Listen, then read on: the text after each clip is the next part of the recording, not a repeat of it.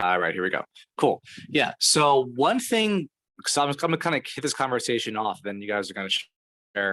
One thing you want to be responsible for, right, is whenever you're engaging with someone, engaging means talking to someone, right, about anything, doesn't really matter what. You want to consider that what you're engaging in is how the world occurs for them in whatever you're talking about. It doesn't even matter what it is, right? It's irrelevant. It could be about family, friends, politics, how their day went.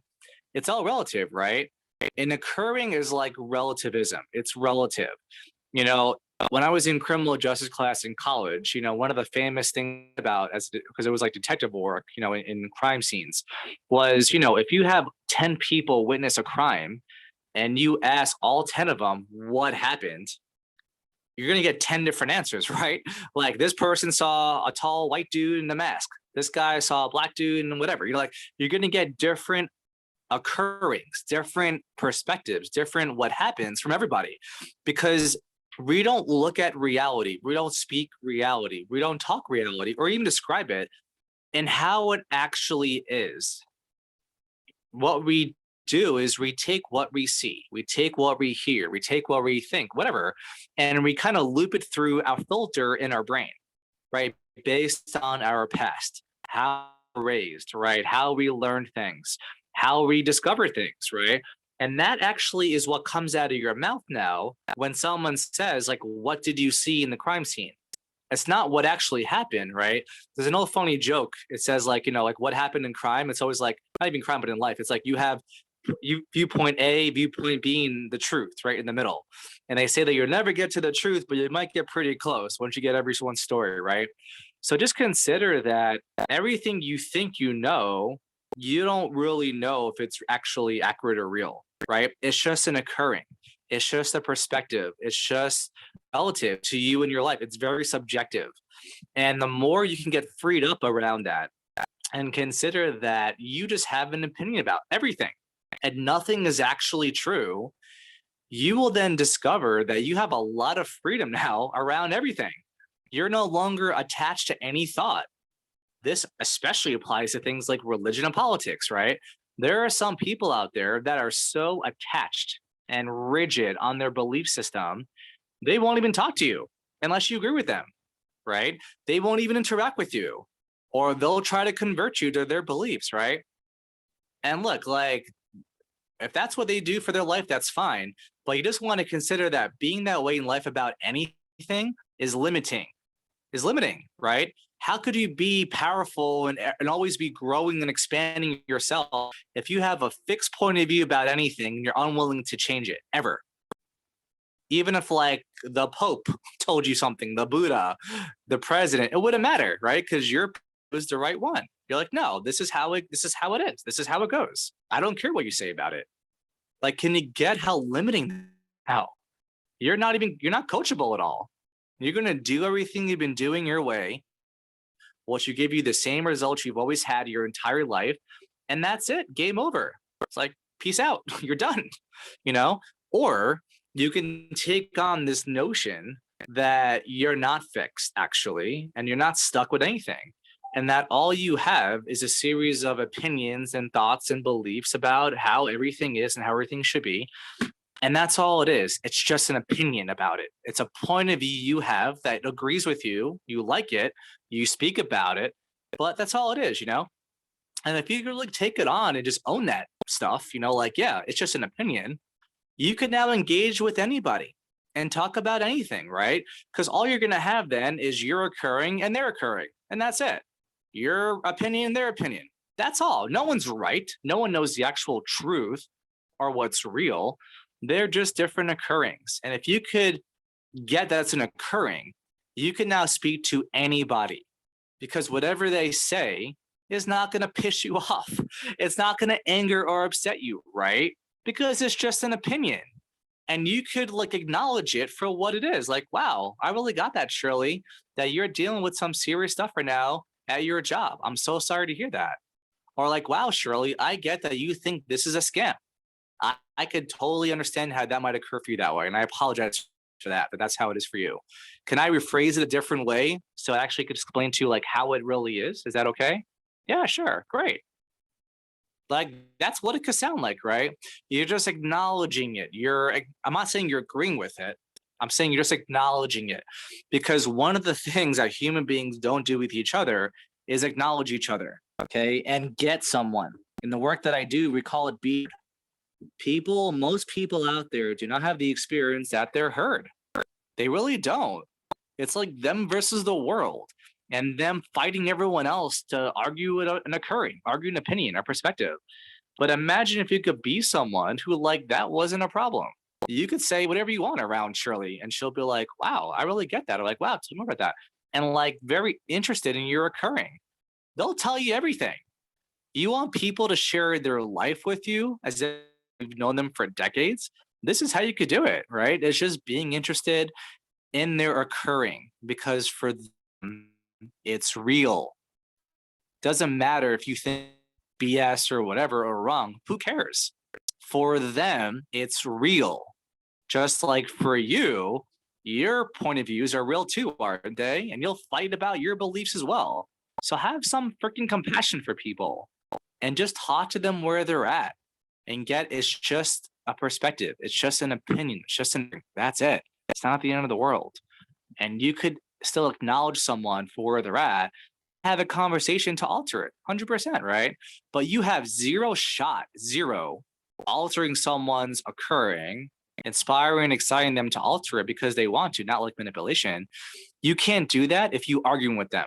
If you're not acknowledging their point of view, their occurring, if you're just fighting them over it, telling them they're wrong, defending your position about your occurring and why it's better than theirs, yeah, good luck.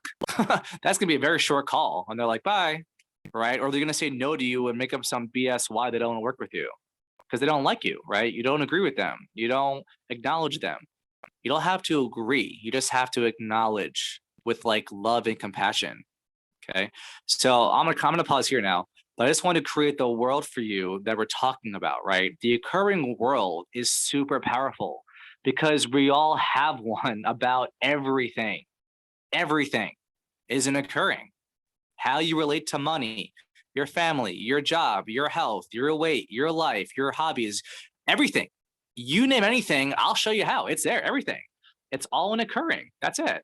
And the power of law one is if you alter the occurring, you alter your actions and your performance in life inside that occurring now. So, like, you want to become a better salesman? Great. Just alter the occurrence you have of sales, alter it to be empowering, alter it to be an opportunity, whatever, right? Like, I'll give you a silly example. For a long time, when I first got involved in debt consolidation, I hated the job. I was bad at it. I was like newer to sales. I didn't get it. My work sucked and I hated it. I woke up every morning, seriously, like stressed the frick out, like anxiety. I used to go there early, excuse me, and go to sleep in my car. Like before I had to go to work, so I actually leave my house earlier than I needed to. Tell my wife, my fiance at the time, hey, I'm just gonna go. It's a long drive, whatever. Actually, this is before I knew her. Yeah, so I was even before her. I would get there early, and I would sleep, and I would sleep, and I would hope to God when I woke up, this wasn't my actual life. Okay, that's how like checked out I was about this job. My occurring was like, get me the f out of here, right? I'm done. I don't want to be here. This is not real. And then one day, I got responsible because I was doing my leadership work, and I was like taking this on as an opportunity. I'm like, wow, this sucks. If I have this occurring of the job, of course I'm going to be miserable because I have it, that I suck at it, right? That it's the way it is and never going to change. And so I took on creating something new. Now you first have to acknowledge the current occurring. You can't step over it, or you have to acknowledge it. I was like, wow, I really have the experience and occurrence that this job sucks. I suck at it. I hate it. It depresses me. And I'm gonna accept that because that's what it is. That's what's going on for real. And you know what? I'm gonna create something new. I'm gonna create that. This is an opportunity for me to learn sales. This is an opportunity for me to expand myself, talk to people, learn some great skills, and set me up for life. The next day I woke up, I was actually now excited to go to work. I was like, wow, such an opportunity. Even though my life was exactly the same, the results were exactly the same in my actual job, all I changed was my relationship now to the job, right? The occurring ahead of the job shifted like that because I acknowledged it first, took responsibility for it, and created a brand new one. And literally, ever since that day, for the next 3 months, I like started studying sales. I got coaching from my manager, and I started doing really good. Now, the job didn't change at all yet. Okay. It's not about fixing or changing, let's say, a person, if that's what the occurring is about. No, you're focusing on you. If you can change your occurring of life, people, jobs, anything, you will then start behaving differently. You'll take different actions. You'll start thinking about things differently. You'll actually become very creative. When I created it as an opportunity, I started inventing ideas. I was like, wow, what if I did this? Or what if I reach out to this guy who's number one in my company? Maybe he could teach me how to do sales. Like all these ideas I never even had access to showed up all of a sudden now because I was empowered around this job. All right, I'm really going to shut up now. So everyone, this is your time to talk. You can just come off mute, go one by one, or if you want, raise your hand. I'll call on y'all. And look, like, what are you getting out of this conversation for yourself? Because this is not about me. Okay, where do you see the occurring interfering with your life? Where do you see an opportunity to alter your occurring and be responsible for it? In any part of your life, like I just want to hear sharing around that. So who wants to go first? Let's get this party started. Hey, Phil, you All want to right, go? Virginia. No, Yeah, go ahead, Virginia. Virginia, you go. Or Yeah, Sean. go ahead. Well, I was listening and I just could not get this out of my brain. Is it just sounded to me like, like, okay, so I understood about change your occurring. And I think I understand the concept. I've read the first 2 chapters and I'm trying to interlock them. But in my brain, all I was thinking is, this is a paradigm shift. All I have to do is, because I guess that's entrenched in me more than the occurring. The occurring is a new thing. It hasn't really embedded itself in my brain yet. But what has embedded in my brain because of, the 7 habits, the paradigm shift piece is like, okay, so once you can achieve that piece, then again, the reality hasn't changed, but you've changed so that you can, I guess deal with is not the right word, but so that you can move around in that reality, you're looking at it in a different way. Is that what we're talking about? Kind of, but what you're doing, which I advise you not to, is you're now bringing something brand new from your life into this conversation, which is not going to work well for you. Okay, explain that. Yeah, so you're talking about a paradigm shift and peace. I have no idea what you're talking about. It has nothing to do with this. What this is, and you did kind of say it like that way, is what we're talking about, right? When I say the occurring, right? And I said it a lot of different ways to make it clearer, is it's like a perspective. It's the point of view about anything and anyone, period, right? That's the occurring. So if you want to alter the occurring, you want to get responsible for what the occurring is about whatever, right? And then once you do, you then could create a brand new way to relate to have things occur for you. Not like it's real, but you're making it up because you want it to be empowering. You want that part of your life to alter. And once you do, all of a sudden now you'll start seeing you never saw before. Opportunities, different actions to take, different ways to think about it. And yeah, it's like a perspective shift. I guess you could say that if you want to, but it's just altering the occurring, altering the perspective of how you relate to something else. And by doing that, you will then perform, right? Law 1, right? How you perform is correlated to how situations occur for you or occur to you. If you change how they occur for you, your actions then will alter naturally. And that's what the Law 1 is really talking about. Does that communicate to you, or are you still confused? No, I didn't feel like I was confused before, but what you just said makes it more clear in my brain. So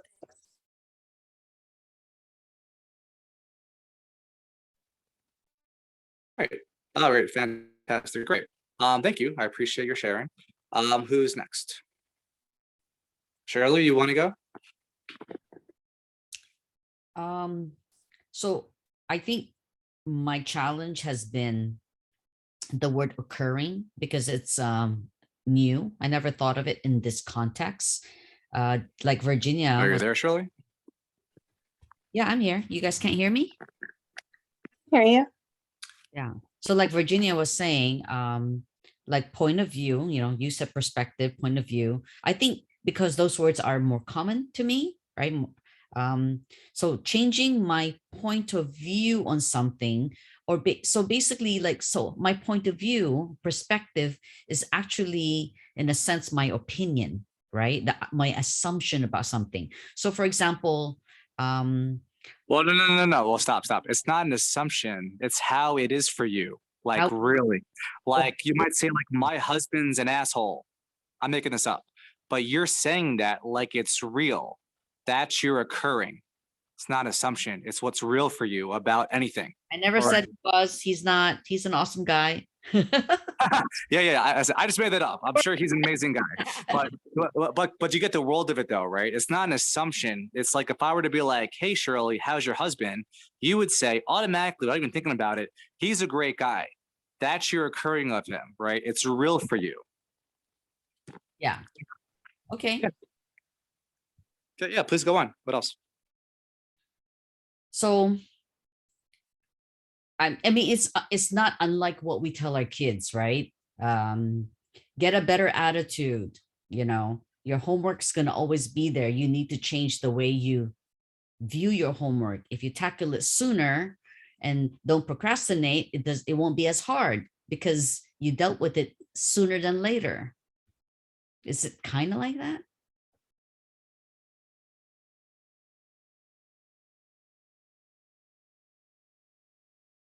Hello? Lex is on mute. I don't know if he knows it. Sorry about that. I was switching from Wi-Fi outside the house, inside the house to my car, but I'm here now. Sorry, Shirley, go ahead.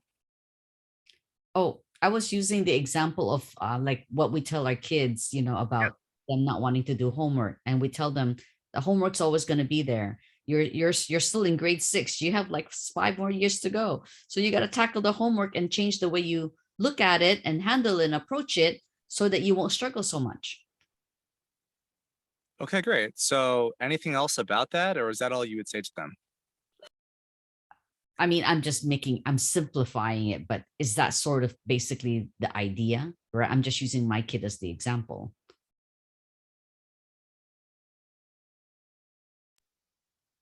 So what you just said, I'm looking here. So you're telling your kids, hey, you have to change the way you look at your homework, right? You have to, yeah, you have to have, yeah, you have to have a better attitude about it. Yeah, totally. So, but what does that really mean though?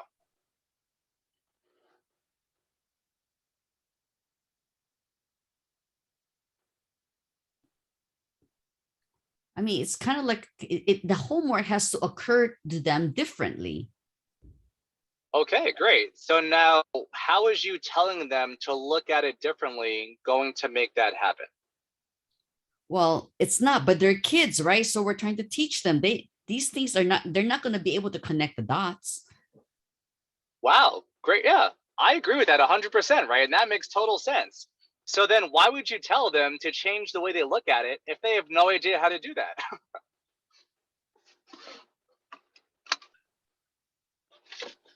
I don't know. Parents. Because as parents, you know, we go on with it. We know more than they do, and we tell them what they have to do to make their life better. Yeah, totally, right? I mean, you could definitely do that, but that's not what you just said though, right? You didn't tell them how to make their life better. You told them to change the way they relate to their homework. But what does that mean? Is that really a way how to do it? Of Or is course. that just something you want them to figure out, I guess, on their own? Because I'm a little confused if I was that kid, what my mom actually just said to me and what she meant. Because she said to change the way I relate to my homework, but I'm like, okay, how? What am I going to do about this? How is that going to work? So how would you explain that?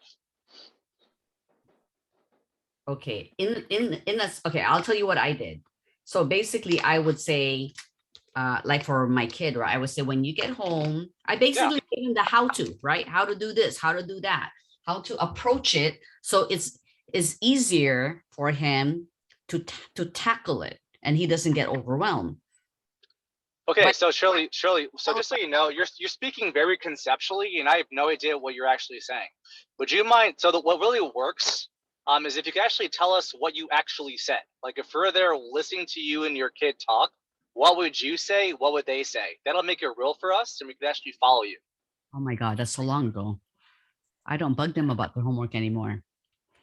Okay, well, I mean, you can make it up, just the way that you would, like the way that you would do it. If this was back then, like, what would you say? What would you say? And what would he say? Okay, so I would say I understand you're struggling with your homework, Yep. right? And it doesn't seem fun for you, and that's why you put it off till the very last minute. Yep.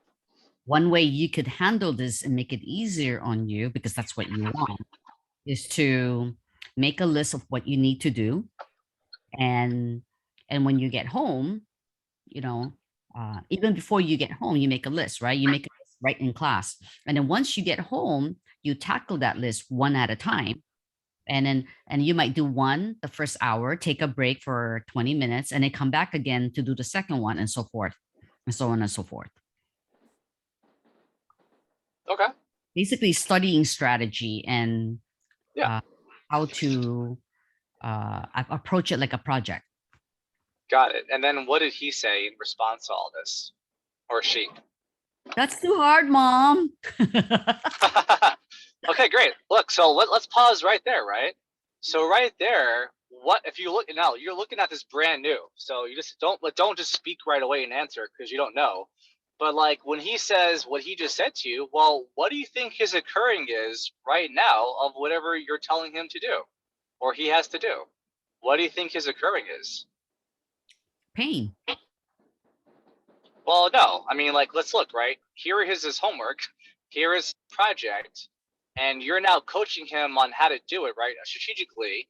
And he says what again? It's too much work, or what did he say? Yeah, too much I don't work. know. Yeah. I wasn't there. Can't remember anymore. It's too much work. It's too hard. We'll say that. Yeah, something like that. Yeah. Okay, great. So let's just look, right? Look, this is fun because listen, you've never thought about this before, probably your whole life. But if you could go back in time, right, and have this conversation right now, and you said to your son after he said that, wow, I just heard you say that this is too tough and, whatever, it's too tough or it's too hard for me. Like, why would you say that? Or like, why is it occurring for you like that? What do you think he would say? That would have him say those things to you. His occurring of it would be what you think? I can't, because you told me not to make assumptions. Well, no, you can, because we're asserting this now. This is not an assumption, by the way. Look, you just want to look at reality. Reality is, right, and by the way, this is part of what I do, right, on all the calls I do with y'all, and also my life. He says to you, I'm making this up, right? What he said is too hard, is too challenging, I don't like it. Let's just say that. So what would his occurring have to be? What would his perspective, his opinion about his homework have to be that would have someone like that say those things to you? It would occur like what? Exactly what he said, that it's too much work. Okay, what else? And he They don't want to do homework. They want to play video games. They want to go out and ride their bike. I mean, they want to do anything but what they're supposed to do. Oh, that's good. That's really good. Yeah. What else? So essentially, they want to avoid doing it, right? Yeah. Yeah. Okay, great. What else? This is good. I mean, there's nothing else. It's simple. He rather not do homework, and he rather go do something else. Okay, great. So then it would be occurring for him as what? That would have him not want to do it and do something else. It's what? What do you think? It's boring. It's boring. It's not interesting. It's not worth his time. Fun. Yeah. Totally, it's right? institutionalized. They're forcing him to do it. Oh, there you go. Oh, this is great. Very good, right? I agree. I think that's like dead on, right? I would even add in here that it's inconvenient. Oh, yeah. It's right? Yeah, it's interfering with his Game Boy. Absolutely, it's inconvenient. Yeah, right. And look, right, if you were his age and you were trying to play your Game Boy, go outside with your friends and have fun, and now my mom is telling me to do my homework that I don't want to do, how do you think he'd respond to that? Well, he would say what he said before. I mean, well, yeah. some kids would. My eldest would go toe to toe with me, and he'd write a damn dissertation about he shouldn't have to do, and I'm not the boss of him, and he can't wait till he's grown up and out of the house. My second one would put his head down, just do his damn homework while mumbling to himself. And the third one wouldn't say a word, would do the homework, stuff it in his locker, and then never turn it in. Hey, that was beautiful. Thanks for sharing that, right? So every one of those three kids had a different occurring, right? Yes. The first one was like, F you, I'm not doing it. The second kid was like, all right, I'm done. I don't want to argue with you. I'm just going to submit. And the last kid said, fine, I'll tell you what you want to hear, and then I'm not going to do it anyway. Right? That was the occurring generally for all three of them, from what you just said, Story right? of my life. Yes. Yeah, yes, but did you notice how Shirley, I didn't make anything up right now. I asserted it based on what she said about them. Because I heard in the background what the occurring had to have been for them to take those actions. Right? Go toe to toe, put your head down and do it, and then throw it in your locker. Right? So so this is great, honestly. And thanks to you, Virginia, honestly, for throwing a lot of this in. I think it was Virginia, right? Sorry, I'm driving right now, so I'm looking at my phone. No, I'm being no. responsible. It is. ahead. So I guess I don't know what Shirley is, wants to get out of this, and I don't want to make the assumption that I know, but I'm going to tell you what I want from it, and then you can do your spin and then see if you can get through my pebble brain here is like, I, Go for it. you know, I'm an end result type of person. Yeah. So what I want to know is, Uh-huh. first of all, how do you, Alex, you took everything I said. Yeah. And you were able to, spin that. You'd never heard it before. You're on, let's say, a sales call, because that's what I Yeah. want to know. How are we going to use this to better our sales, right? How are we going to learn this to Yes. better understand other people Totally. and listen when they're talking, blah, blah. So, Yep. you took what I said and, you regurgitated that, but how do you, I still don't have the answer. I understand this is their recurring. I understand their resistance, and I'm the board. Resistance is futile. You will do your damn homework, because that's my recurring, but occurring, not recurring, but occurring. Yes. But Uh-huh. so where did the two meet, and how do you? Okay, because here's human behavior. How do I get my kids to do what I want without really, destroying their psyche? Yeah. Well, it's very simple to me. What do you think? How Son would of a the occurring? bitch, Alex, I asked you well, because I want to know would- what you think. Yeah. Well, no. Well, here's the thing, right? First of all, me telling you anything is not going to help you at all. Just FYI. In the work that I do, knowledge gives no power at all, because it's just knowledge. You want knowledge, YouTube something. Is that really going to help you lose weight, be motivated? No, because knowledge gives you zero access to how you are in life. Zero. That's like a proven fact in brain science and neuroscience, right? And from my methodology. What I'm looking at here is, right, and I'm going to ask you this question, Regina, because I want you to discover this for yourself. Because by you discovering the answer, and I'll guide you through it, will actually give you power around it, like real power that's yours, not mine. Okay? What would the occurring have to then be for your kids to have them, no shit, actually inspired, motivated to do their homework? How would the occurring have to be for them to have them take actions that would have them want to do it? What do you think? It would have to be a video game. What do you mean? I mean, if they made homework into a video game, then the Yeah. kids would do it and they'd be fine. Okay, so let's look at that a little bit deeper, right? So what is the video game? How does that occur for them? As what? Well, they each had different personalities, so it'd be a different video game for each of them. My eldest would be shooting down little old grannies under, I forget the name of that game, but it was a violent game he wasn't supposed to play, and he snuck it at his friend's house. Yeah. And then my next one, he'd be playing Link, the Heart of Zelda, or whatever the hell that was called. And the Yep. third one, I can't even imagine, probably Halo or something like that, but Mhm. yeah, I mean, if we could turn it into a game, and I did try to turn it into a game for them. I tried to find educational games. I'm in IT, for Christ's sake. You think I'd be able to find this stuff, but really, there is little motivating educational Yeah. games out there for kids that would really help them. Yeah, and also, I just love what you just said because you didn't even notice it. You just said that you look for educational games, things are out there to make it fun for your kids. But who said that would actually be effective on your kids? Me, because I'm the mother and I'm all knowing.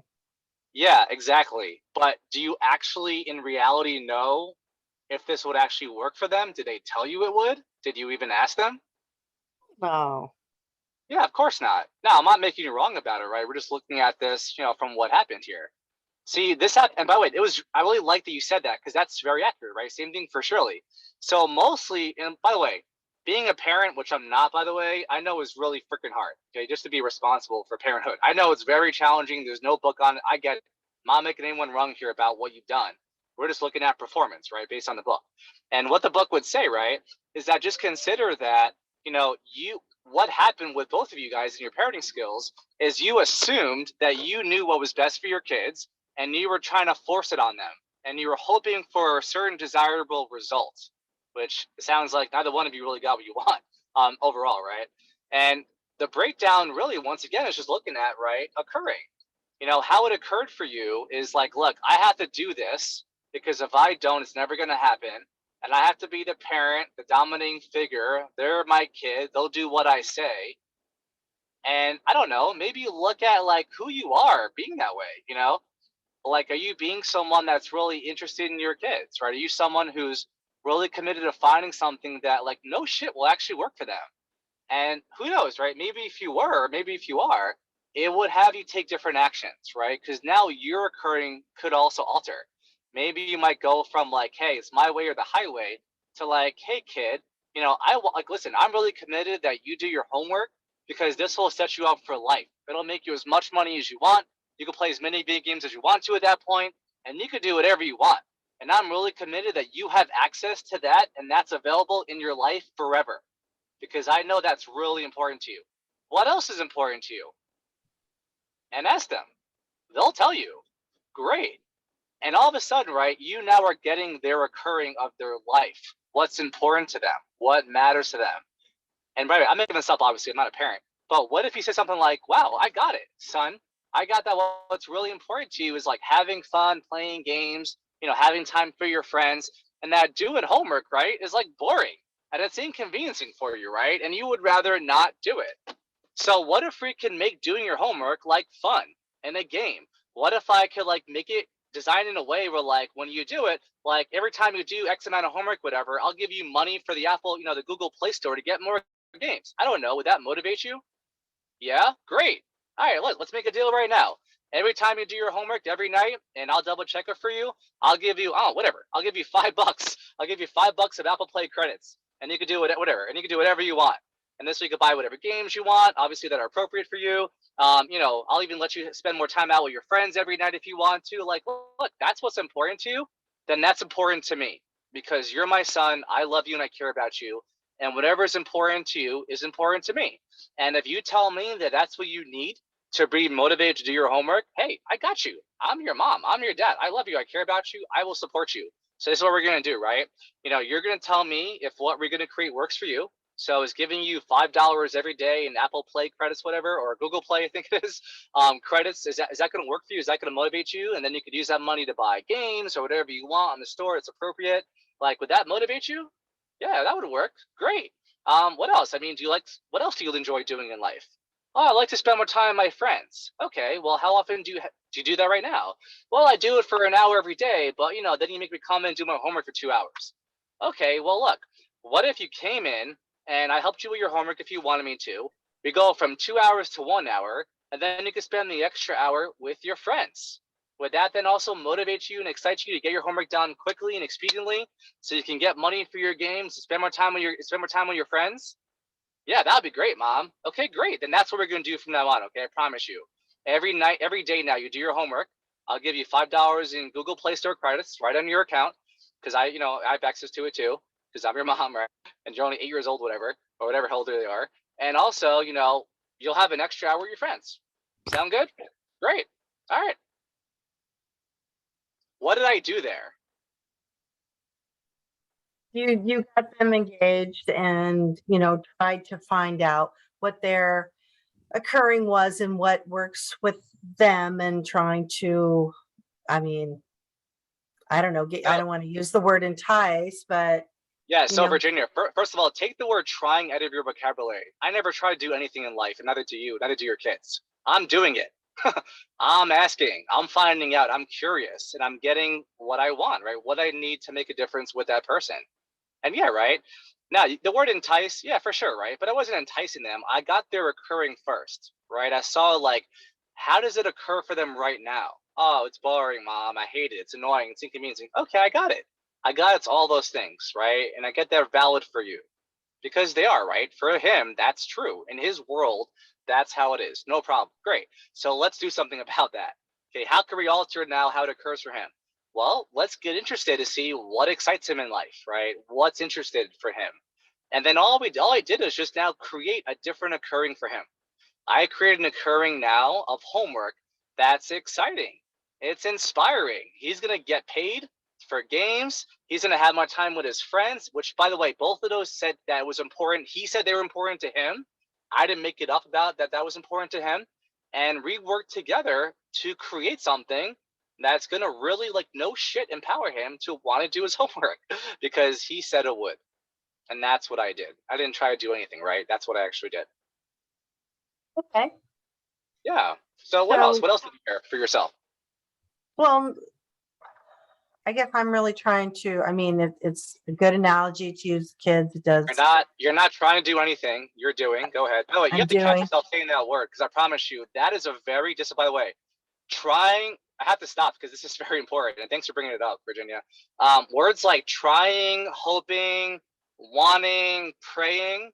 Seriously, okay. Well, not praying if you're religious, obviously, but like the first three words, like trying, hoping, whatever, wanting. I recommend and request you, all of you, take those words out of your vocabulary for the rest of your life because they're not real words. They're linguistic in nature and they give you no power at all in life. And they give you an excuse to not be responsible for something. Well, I try to do it. I want to do it, but then you don't have to do it, right? Because you're not responsible for it because you try. So I promise you, take those words out of your vocabulary and you will start speaking in a way that actually makes life happen the way you want it to happen.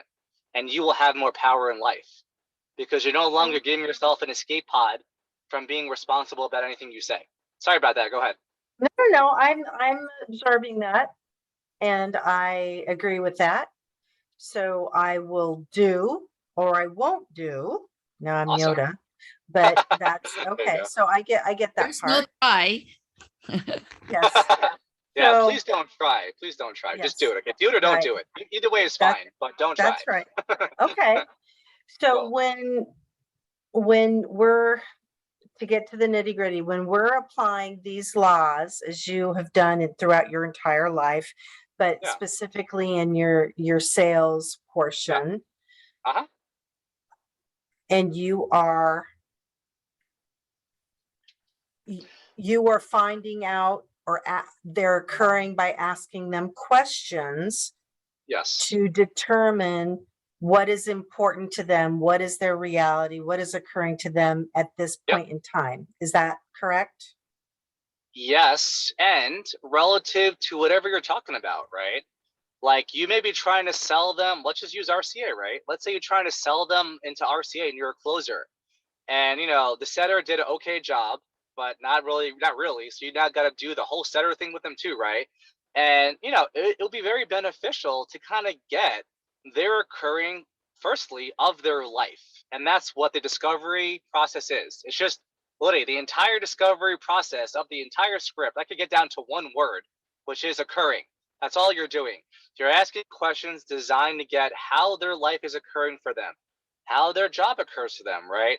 How the future occurs for them. Are they hopeful, right? In that word, because that's what people are, right? Are they optimistic? Are they excited? Are they depressed? Are they angry? Are they upset?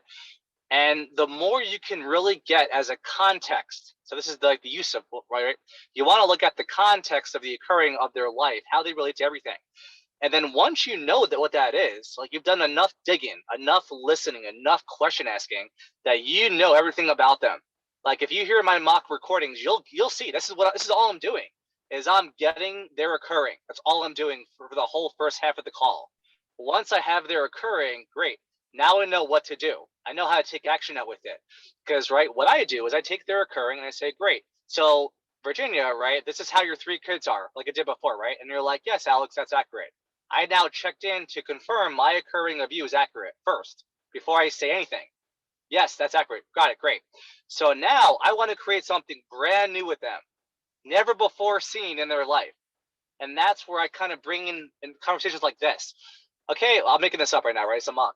I could be like, wow, Virginia, I really get you've been working at your job for 2 years. You've been making the same amount of money. You work really hard. You're frustrated. You haven't gotten a raise in a year. You're not respected by your bosses at all. Your community doesn't empower you at all. And you're miserable going to work. Like, wow, I'm so sorry about that. And I can really get how frustrating and upsetting that must be for you. I mean, wow, how would you even make it that long? Being 2 years, I would not have survived that long. Right? I'm just recreating what they said. I'm saying it back in a different way. See, the word you said before, Virginia, was regurgitation. I don't regurgitate anything. I take what you said and I reframe it, to use that word, into an occurring, into an experience. That's what I do. And I'm really good at this point, right? And that takes time to develop. But I'm saying whatever they say and I'm reframing it, rephrasing it, saying it another way that gets the emotion behind what they said, gets the commitment behind what they said. What's important to them? How are they experiencing that part of their life? And when you do that really effectively, people are what's called, they're gotten. They're like, holy shit, you just got my life dead on. Wow, that was amazing. That kind of experience is what people will get from you when you can really say they're occurring to them in a way that they never heard before. But the emotion, the commitment, the compassion, the feeling, everything, and you could actually hear that in what they're saying to you if you're listening enough, and you're listening in a way where you're listening is called listening for, right? You're listening for their commitment. You're listening for their emotion. You're listening for what's their intention. What are they trying to communicate to you? Now, all of this is not said out loud. You have to be listening for it. You have to hear it in the background. That's why whenever I coach people, I say, I'm not even listening to what you're saying, right? That might sound weird to a lot of people, but it's really accurate. I'm really not. I am listening to what you're saying, obviously, but more of my attention is what's behind the words. What's the feeling? What's the emotion? What's the commitment? What's the intention, the context? I've been trained to hear those things. It's taken me a long time. It's not easy, but I can hear those things. And what I've learned is saying those things back to you is actually more important than saying what you said back to you and regurgitating to say your word, right? Who cares? When I could say, wow, I can really get the frustration in your voice right now, the anger, the upset, you have the experience no one gives a crap about you. Wow, I'm so sorry to hear that. When someone hears you say something like that to them from what they said about their job, they'll be like, holy shit. Yeah, exactly. Wow, you're right. I am feeling that way. I didn't even know that. They are now heard, authentically heard and gotten by you. And honestly, right there is how I create a connection with anybody, because I actually do get them, really get them. Now, here's the kind of the formula per se, right? Once you get that, and that'll be a whole nother call, by the way, if you want to deal with that world, because that takes a lot of training to get to that point anyway. But then once you have the occurring and they get that you got their occurring because you've checked in, you verified it with them, they said, yes, you're right. Now you want to create a new occurring. Well, Shirley, what would it be like, use words like this, what would it be like, to have a job that you actually like? And your manager, speaks highly of you, and your community empowers you, and you get raises whenever you want because you get paid on commission, and you make as much money as you want to. What would that be like for you now? Oh my God, that would be amazing. Whatever they're going to say. You're creating with them a brand new, never been seen world that they never knew was even possible before. That's how you kind of pivot per se, right? Into now the creation part of the call, because you're now creating with them their future. And you say, wow, Shirley, if you were making, $10,000 a month and you were loving life and you were happy and your boss was empowering you, whatever, what would you be doing in your life? What are things you be doing you've never done before because you couldn't, you were miserable, right? Ask those questions. They'll tell you everything. Oh, I would be doing X, Y, and Z, and I'd be buying a new house and traveling. But wow, that's fantastic. That's great. And then the end piece here is you now tie everything they just said into, right? Those are all the benefits that they want, right, for their life. You now tie that into RCA. Well, great. That's what we do here. You know, we essentially hear people's dreams and aspirations, like you just said, and we actually make them a reality. Like, no crap, this could be your life in 3 to 6 months from now. Now, Shirley, if that were possible, like, would you be interested more in looking at that opportunity right now? Yeah, of course. Great. Let's talk about it. And now do you notice, right? Now she's connected with me. Now she's excited about the conversation because of the opportunity it is for her in her life based on what she said. Right? Notice, Shirley, I didn't make anything up. I listened. I asked those questions, right? To really get at the source of like what matters to Shirley, what's important to her in her life. And then I just say that back to her in a different way. And I now connect what she said is important to her to how RCA could give her an access or a pathway to get there. That's it. That's all I do.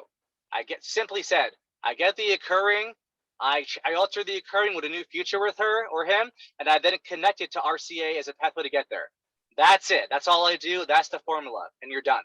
Very simple as a context. Obviously, doing it in real life is a little more challenging for sure, but that's it. That's how you would use this on sales to close anybody. And it's very effective. All right, my friends, I do have to go, but let's finish the conversation next week. Thanks all of you for your participation. Honestly, it's been fantastic. And please take this on in your life, seriously, with your family, your kids, your work, your sales. And next week, check in. Tell me how it went. Okay, tell me what you discovered. Tell me about the breakthroughs you had, the conversations you had.